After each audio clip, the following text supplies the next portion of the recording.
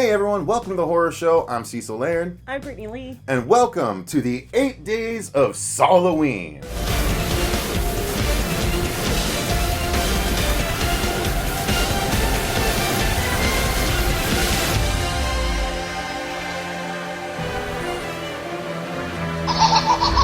I want to play a game. That's right, you guys. We're doing something a little bit different this year.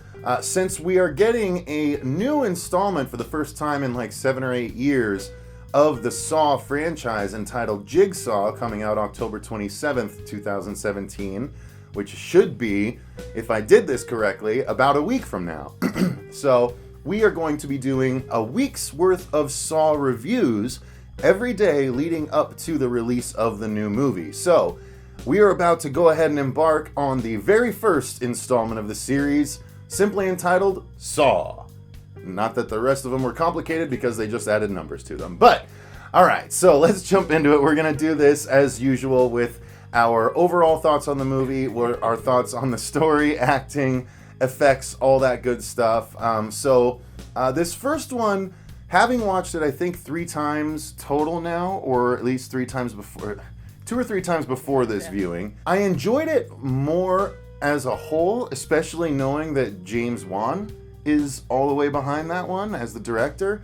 So he's huge right now, obviously, having done the first 2 Insidious films, The Conjuring 1 and 2, as well as Fast and Furious 6, I believe. So he has, he is a horror maestro at this point. And Saw was one of his entry points. So it was really interesting to watch through that lens. And through that lens, it was a really cool movie. And actually, through a number of different lenses, overall, it was just a really cool movie because it had elements of, I guess it was one of the early on torture porny kind of movies. So that was neat for me when I saw it as a kid. I really enjoyed the gore aspect of it because not a lot of movies put the gore right up on Front Street like that movie or that series did. Yeah. So I was immediately brought in by that, and then as the series went on, it became like every person had to go through one of these things, one of these traps, and try and escape it, right? And I was like, okay, well that's the series. And then I rewatched it this time, and I'm like, wait, most of these traps are all in the past. It's all in retrospect. Like, we're just getting flashbacks of the people, like, having done this. Like, the guy in the razor wire and the dude with the candle. It's all done with, like, sped up flashback footage. So I'm like, wait, the rest of the movies are, like, the people now. And even as early as part 2, it is, it's the people going through it, in real time. At least we think so. We'll get to that. But yeah. That's for next time. That's for the next review, exactly. So this time, though, it's all sort of them piecing together what happened, Why they're there, how they got there. Yeah, it's Carrie Ewells and or Elwes, whatever you want to say, and the other actor I don't know the name of, but they wake up in this bathroom, this grungy, dirty, gross bathroom with this dead body in the middle of the room, and they play this tape recorder that is the infamous Jigsaw voice. Do you want to play a game and all this stuff? And he explains that they're stuck there, and there's ways for them to get out, but it's not pretty. And they discover that throughout the film, but most of the film is a flashback because it's them sitting there trying to figure out what happened, why they're there. Eventually, they start to remember how they got there, but they still don't know exactly why they're there. At least we don't think so. Well, and they keep lying to each other as much as possible. Right. Like the story, we're already kind of jumping into the story, so before we do that, let's give our overall thoughts. Overall, I think it's a great movie. I think the acting is questionable for a couple of the key roles, but otherwise it's a great movie. What are your overall thoughts? Overall, it's pretty good. Honestly, the first time I watched it, I didn't really like it that much. Okay. And then I went and I saw the second one, and then I rewatched the first one, and then I liked it a lot better. Right, I did the same back in the day. It was much better as a part of a bigger story than it was as one single story, which is really cool because how often do you get that with horror? How often does a sequel enhance your original story. Right, that's true. And it's really cool the way. But again, we have to kind of judge it for just what it is. You're right. So. Well, but overall, you enjoyed it. Yeah. Now seeing it more than a few times, I do enjoy it a lot more than I did the first time. But the first time I saw it, I didn't like it very much. Yeah, I had the same problem. I didn't either, but I went back for the sequel because of the gore, and then I started to really like them after that. And that was one thing that I did like about it, was they did a really good job with the gore, and they had it right up in your face. But there was a point to the gore. It wasn't just gore for gore's sake. At that point, yeah. Yeah, there was still a plot that the gore was inserted into part, like it. No, I get what you're saying. Like the gore served the story rather than the gore just being there. Just being there, exactly. Yeah, and then just being there for the sake of being gore, exactly. So no, and I would agree with that. But let's move on to the story since we were already touching on it. It was, I thought at the time, and even now it is kind of strange because they're sort of cutting into this serial killer that's already been out there and being chased by some cops, and one in particular, right? So it's not like the first time anyone's ever hearing of this killer, which you would think an origin story would be, but they kind of drop you into Jigsaw having struck before a number of times, and the Danny Glover character having seen it. And then we just find out how he got involved in it throughout the movie, because it's flashbacks for him too. Like it's a really flashback-heavy movie for being an origin story, you know. But yeah, so the story can be a bit confusing and convoluted if you're not really paying attention. If you are paying attention, the story's great.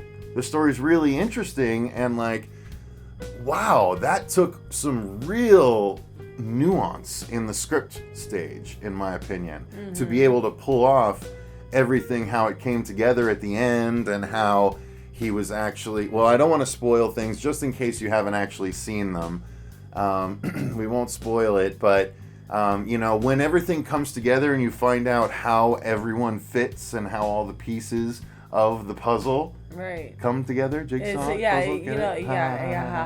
like, honestly, if they would originally called the first one Jigsaw, maybe people would have been like more like, okay, I need to pay attention to this. Yeah. Like, well, but Saw, they were leaning on the Saw, they were leaning on and that the Saw gore even comes aspect, back in the second movie. That's what's really interesting. I was like, oh shit, that's literally the same Saw too. Yeah. But yeah, again, we'll get to that in the next review. But yeah, this was a really, you know, it was a quality movie, although the story was a bit convoluted. Now, here's where it fell apart for me back in the day, and it didn't bring the movie to shambles when I rewatched it today like it did back in the day when I first watched it, because the acting absolutely killed the movie when I first watched it. Oh, yeah. I hated both of the two leads in the bathroom. Yeah. One, Carrie Ewells or Elwes, whatever you want to say, the Dread Pirate Roberts. Yeah. He either way overplayed it or way underplayed it. One or the other. He was never running. He was never like the pitch perfect in the middle. He was either way too cool for the situation or way too over the top. Like, it was really, he was rough. And then the guy that he was playing against ended up being like nails on a chalkboard to me. Every time he talked, he was so whiny and high pitched and like callous, yeah. Oh man, it was so frustrating. Like, the acting held it back so much. But only from the two leads. Luckily, there was so many flashbacks away from them and other characters. And other characters. You know, we had Danny Glover's detective character that was actually interesting and fun to watch because he had this weird edge to him when you first see him, and you're like, what is his deal? And then you see that he's literally messed up, and then you find out what happened with him and his partner when they first run across Jigsaw, and that was an awesome scene. I did not remember that from the earlier times watching the movie. I was like, damn, that's pretty aggressive shit to happen. So I really dug that stuff. So yeah, all the other characters I really liked. It's the two main ones that the movie hung on that I really didn't like. Yeah, so, and that's why I didn't like it for the most part the first time I watched it. Because, you know, it's about these two guys in this room, and you're like, I hate these two guys in this room. When are they both going to die? But ironically, it actually was the introduction to me of an actor that I really came to enjoy in both Lost and Person of Interest. The guy that was Jigsaw's pawn that kidnapped the wife and daughter. That's God, what was his name? Linus in Lost, I think. I'm not sure if it was Linus or not, but he's also in Person of Interest with Jim Caviezel. So he's a really big actor now. Yeah, he's a really big actor now, and it was really interesting to see him as like the pawn of Jigsaw in the original Saw movie. I was like, damn, I didn't realize that was him. And also Dina Meyer plays a detective early on who was from Starship Troopers. I think of the second one. No, she was in the first one too. No, you're talking about the guy who is being the henchman. No? The henchman was in the first one, wasn't he? Right. Yeah, that's right. Yeah, because it was the son in the second one. It was the daughter. See, this is why we had to do the reviews after just the first two movies. I was like, should we watch the third one and then do the reviews? I'm like, no, they're going to start to bleed together too much. So there you go. They're already starting to bleed together. No, yeah. Because there's two different henchmen in the two different... Yeah, but anyway, so sticking with this one, let's talk about the gore. Because we had... The kills in this one were the dude that had to crawl through... Very Seven-like. You just saw the aftermath, right? The dude that had to crawl through the razor wire that did not succeed. The dude that had to figure out the combination of a safe using the numbers on the wall. Without burning himself up. Using just a candle and covered in flammable fluid. Did not succeed, exactly. And then the middle one was, it was two drill bits that were coming at a guy, but that got stopped. And then after that, it was that was pretty much it, except for the bathroom. The jaw one. Oh yeah, the jaw one, of course, the jaw one, which plays a huge factor throughout the series, actually. But yeah, she's the we of course Danny Glover meets the only survivor of Jigsaw, which is this girl Amanda who had the mouth thing on and ended up having to kill a guy. Even though he was supposedly already dead. He was already dead. She ended up killing him in order to get the key to save herself. And she comes back later, but she was good for her brief little minute. Yeah, no, she was. So, good. I mean, that's the thing. The story, while kind of tough to follow if you're not paying close attention, was still really engaging, actually. Yeah.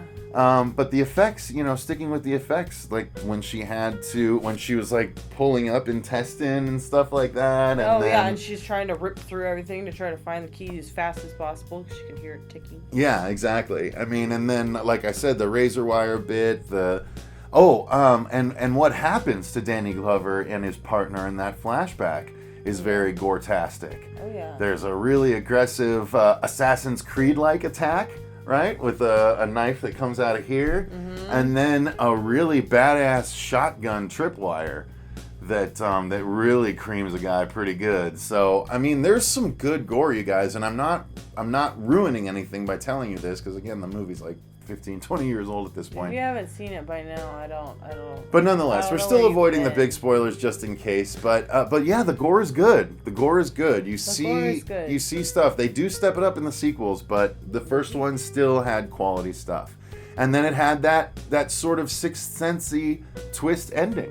Where everything gets put together in a particular way, and then you see, it makes sense, and you're like, and then Jigsaw reveals himself, and you're like, holy shit, wow. And then it's like, close, boom, credits. Yeah. My favorite thing was that very opening scene, that very first opening scene, where you see the floating key. Mm-hmm.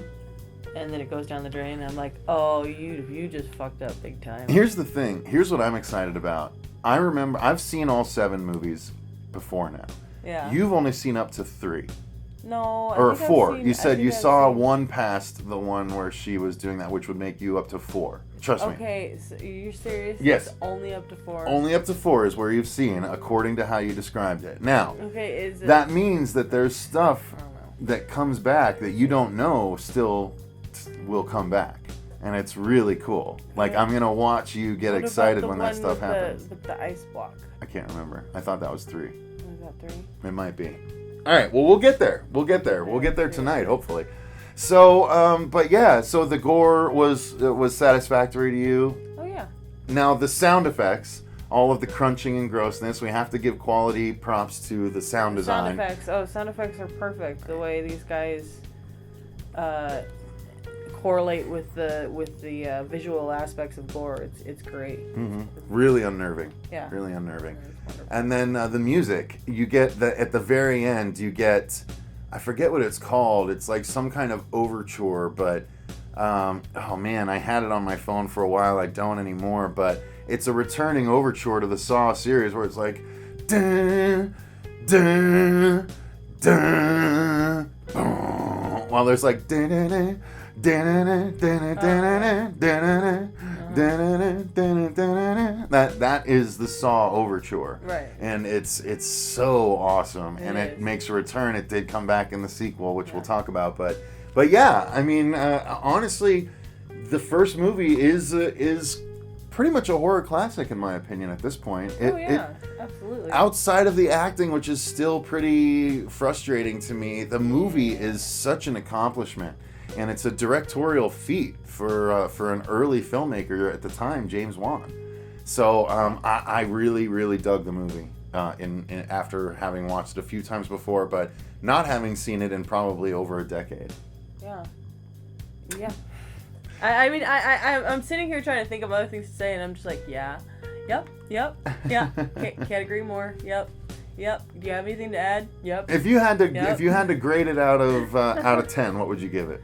I would give it a 7 because the acting is really, really bad from those two, and it pulls you out a lot. I would give it a 7.5, but yeah, that's close enough.